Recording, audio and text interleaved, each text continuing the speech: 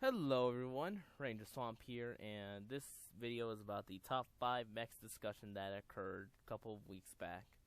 And before that, there was the top 5 robots discussion. There's the distinction between robots and mechs. So this discussion is going to briefly highlight upon that. And of course, if you want to see the full, lengthy top 5, please swing by twitch.tv/rangerswamp. And that'll be it. Enjoy the video. This is the top 5 mecha, and I do apologize. I have a lot of apologizing to do about this week's top 5 discussion. Why is that? Well, as we discussed earlier, I put mechs. Apparently, the genre that it should be under is a mecha, as you have it. And I still have it under mechs under my stream because, damn it, that's what my fucking overlay says, and I'm sticking with that. So, apology number 1, and apology number 2 is that this is probably one of the weaker subjects that I know. I know what mechs are or mechas are or that genre. I know about Robotech. I know about Gundam. I just never really watched either one of those, and I know there are more series out there, and we have obviously our picks for that, but I was really weak on the subject. In fact, my number 5 technically shouldn't be called a mech anymore. So, and I think, and I get the storyline, and I get the movie where it didn't allow too much of it. So if you watch the movie, you get it. But I just put it as a dishonorable because Mechagodzilla, the original one, I actually think looks cooler than this one. Again, I understand that 1970s is way different and they can't make him look like he does now. I'm just saying I prefer the way the old Mechagodzilla worked and looked, and that he was controlled by aliens as opposed to this current one where it's just different. And I'll leave it at that. Again, I don't want to go off into a tangent and give spoiler alerts. My honorable mention is going to be the Leopardon. This is from the series known as Spider-Man, or just, and they kind of. I remember I was listening to the audiobook of Ready Player One. They always emphasize that it's Spider-Man, because that's how it was pronounced in Japan. Because this is from the Japanese Spider-Man show. Yeah. The reason why I didn't put this higher is because I actually don't know much what Leopardon's capable of. Because I know it's supposed to be... I don't know if it inspired or it was inspired by the Megazords. Because So, I don't know which one really came first. All I know in particular is that Leopardon is basically the equivalent of like the giant mech that fights the monsters, just like Bigfoot's 500 mentioned, like the big robots of Pacific Rim. It was basically that equivalent. Yeah. And I can't put it any higher because I don't know what it does. I don't know how it relates to Spider-Man. All I know is that it's his mech, and I like it. I like the fact that they gave Spider-Man a mech. Like, that was... Yeah. I do like that, and it has a little, because I looked at this a little bit. It does have like a little webbings as part of its design, and I think there's even a comic book out there. For most of these, there's like comic books or mangas out there for them, and I think this one actually has that too. Do you know how big it is? Actually, no. Oh, okay. Although I do have some little background information regarding this. In the filming of the Japanese Spider-Man show, the mech suit got stolen halfway through production, so they had to reuse a lot of the footage for some episodes in the show. And was the mech suit ever recovered? I don't think it was ever recovered. Imagine whoever has it, right?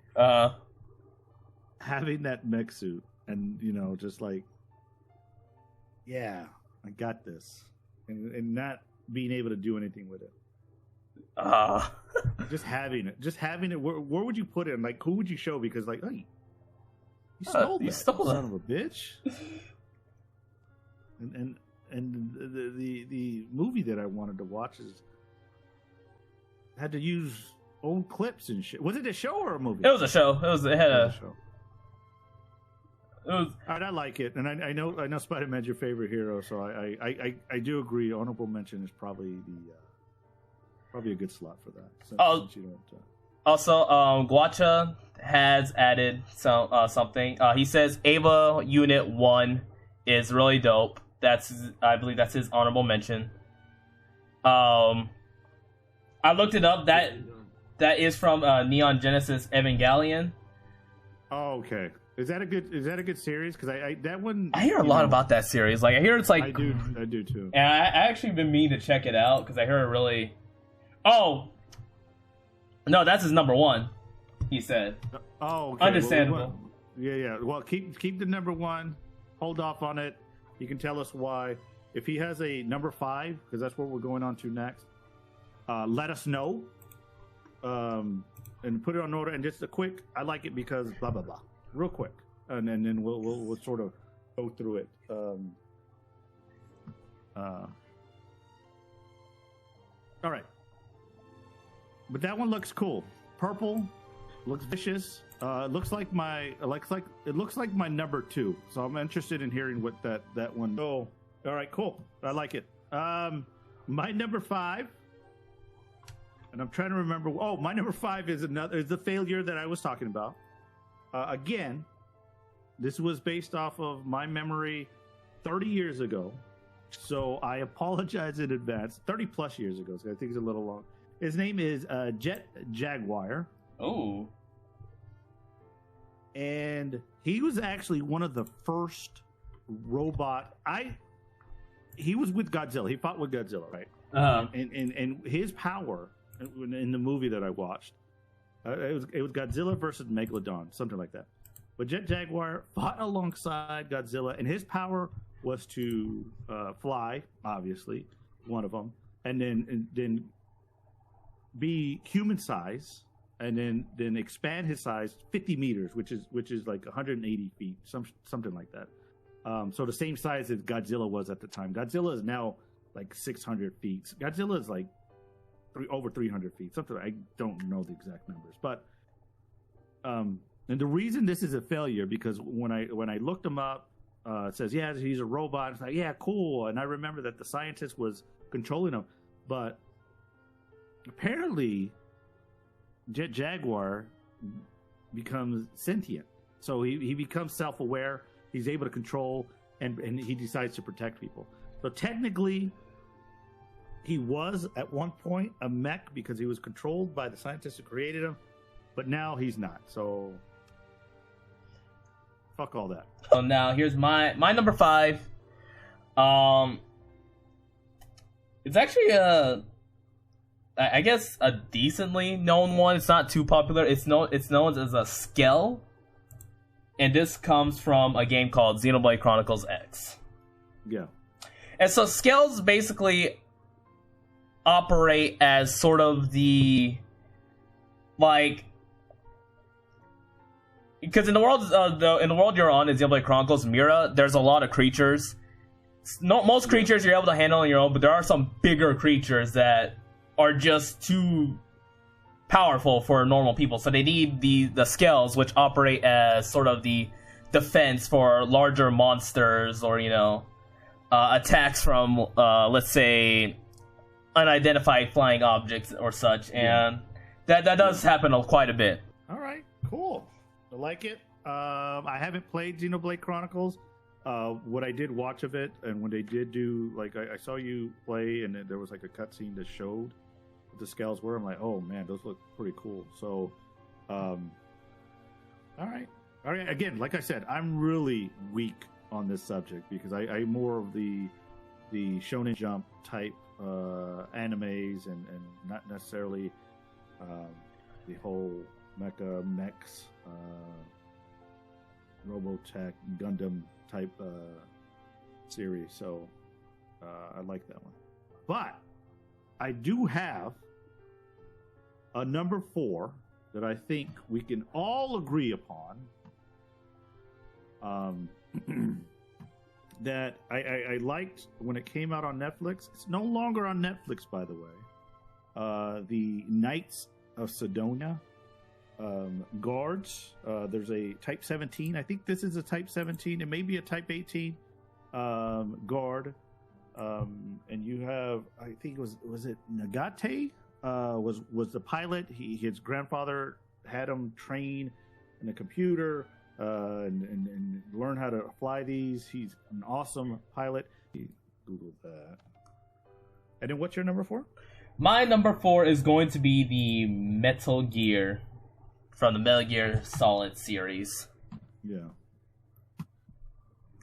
Which Metal Gear game was this on? I'm trying to remember because I think it first arrived in Metal Gear Solid 2, and it just sort of became a popular because it's known as a Metal Gear Ray. Okay.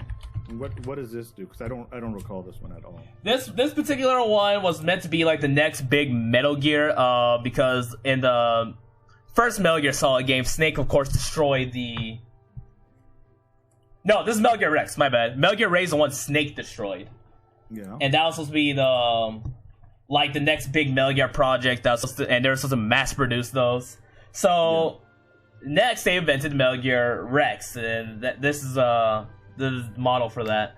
And of course, they want to mass produce those, basically make more Metal Gears. And I'm trying to remember what it was for particularly, but I just know that Liquid Snake was involved, and so was Ocelot.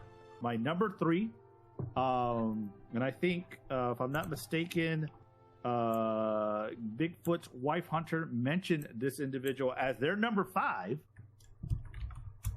And it's going to be my man, Voltron.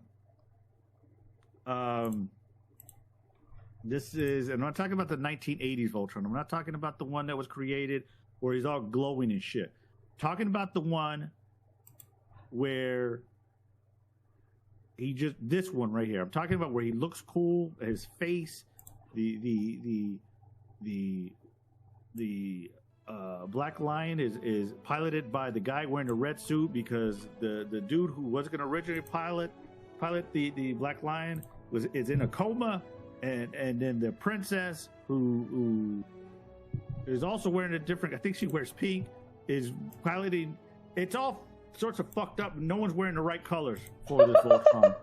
And I like that, but I also like it just simply again, it goes back to, you have 5 different lions, and they joined as one to make a greater, taller, more powerful. Just one of my favorites. The reason it's not it was going to be my number 1 originally, but the reason it's not was because, and I'll explain my other 2 obviously, but it's just, I don't know, old school. Love the look. I love the different colors. I love the way it works with everything. I love the way he pulls a sword out of nothing. I haven't watched the more recent ones. I don't know if those episodes are any good. It's worth watching.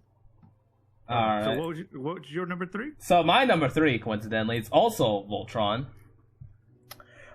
In terms of like giant mechs, I think Voltron was one of the first I've been introduced to. I didn't watch any particular like Voltron cartoon when I first heard of Voltron. I just knew Voltron existed. Yeah. And I don't because when I first heard of it, we didn't have like Netflix or Hulu where you could just watch things on streaming services. All right, so I'm going to push on to number 2. So everyone get your number 2s ready if you have one. My number 2 is going to be related to Bigfoot, Wife Hunter, honorable mentions, Pacific Rim. But this is going to be the Apex. I got to find him on my screen. Oh, there he goes. This is Apex. This is on Netflix. Pacific Rim, The Black. I think it's 8 episodes long. This dude right here is a Jaeger. But also, what are those creatures called that come from the bottom? Kaiju. Kaiju. Yeah, he's half Kaiju, half Jaeger. It's just some scientist. I think the scientist created him, but this dude right here. There was a Category 3. I'm not going to spoil it. If you haven't watched it, you guys should watch it because Pacific Rim, the Black, is actually a decent. I didn't think I was going to like the cartoon, the show. Really good. Really a lot of action. But this dude right here, Category 3 kaiju. This he grabs this kaiju where other Jaegers would have problem just trying to kill it. He grabs him by the tail. I think he's stronger than Godzilla.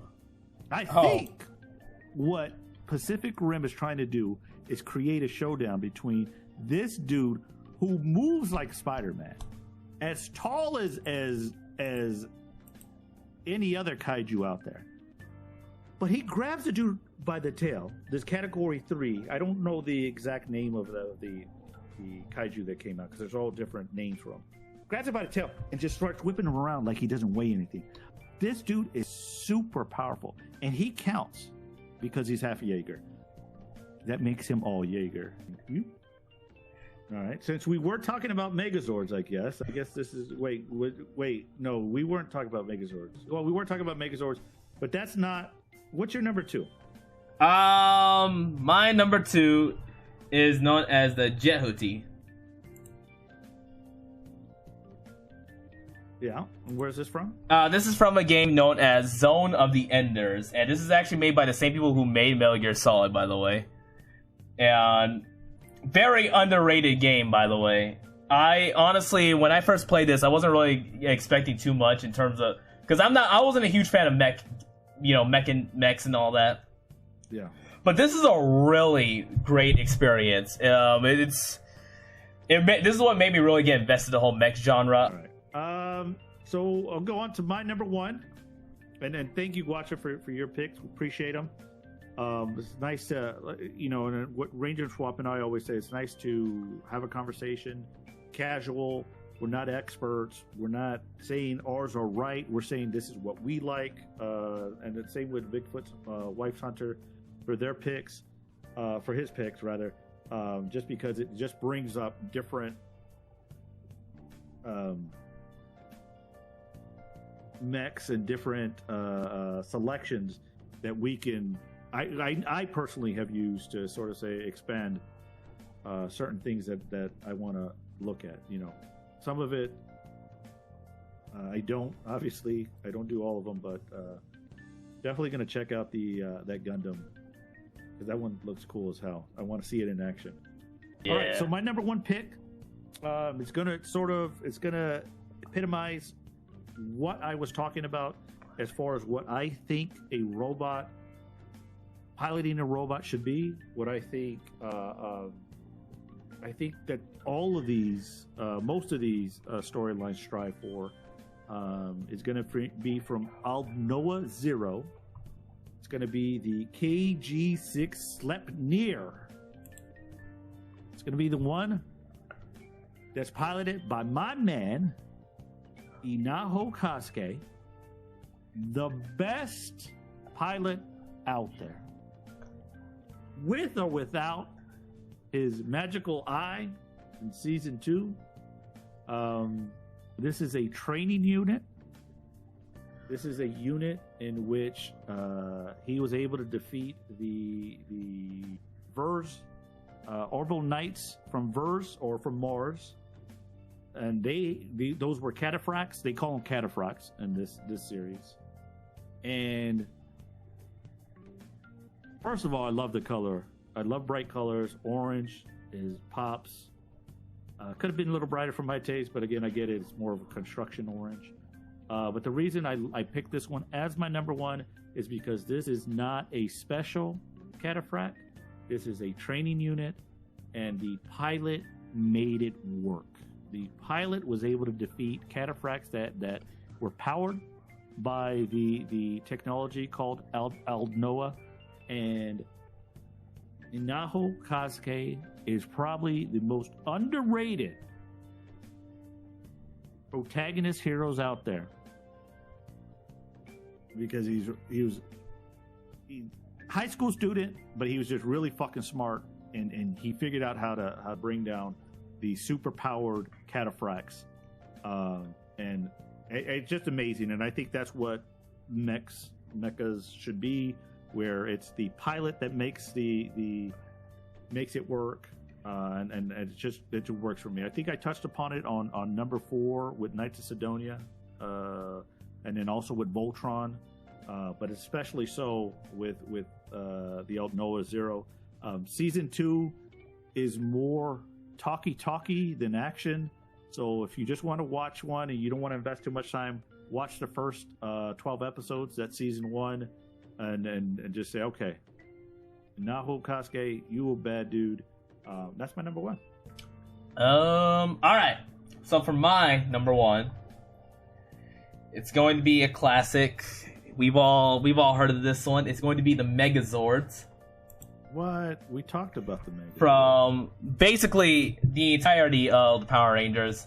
You know, I have the original Mighty Morphin Megazord right here. Yeah, that bulky looking.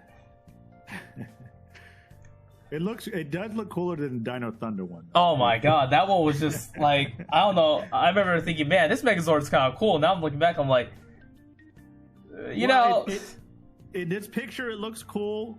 In action, though, it looked cool again. But I was a young. This one came out in the '80s too. This one, but looking back at it now, if you look at it, it's like, man, why does he have cardboard boxes around his arm? But no, go ahead. I'm sorry, I'm cutting you off. Finish. So,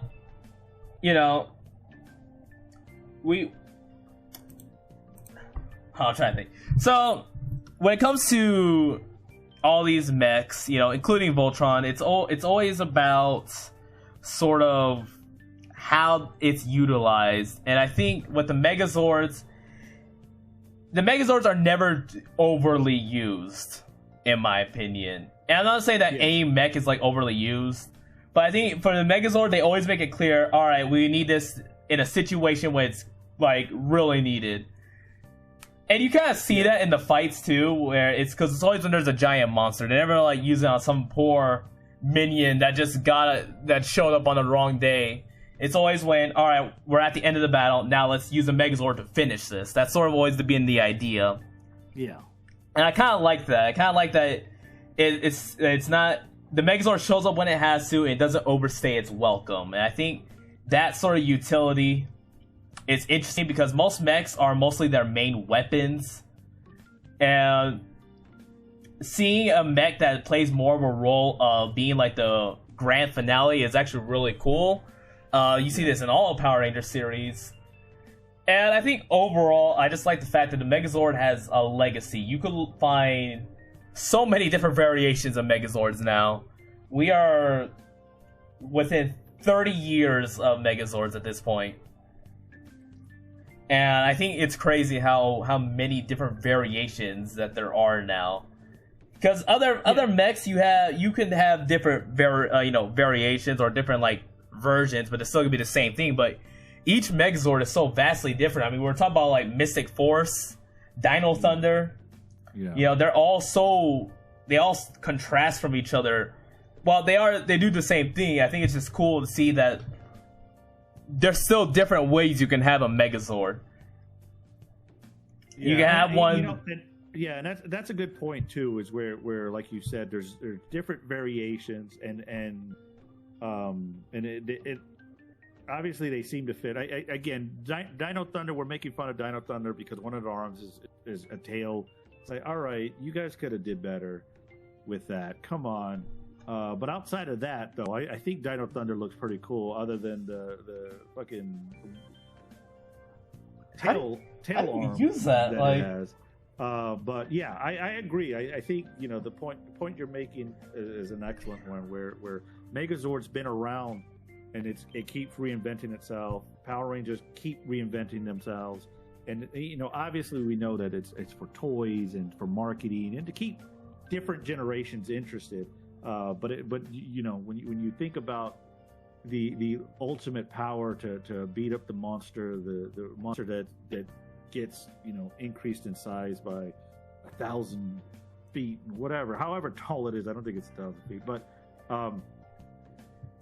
yeah, I do like that pick a lot. So again, anyone that has a pick and want to be part of the top 5, come watch Ranger Swamp, Twitch TV, and thanks the other two participants. I really appreciate it. Again, like I said, it makes me want to look at, like, the Gundam ones. I'm definitely gonna look at. I also want to look at the evil one that was picked too. I want to see what that one's about.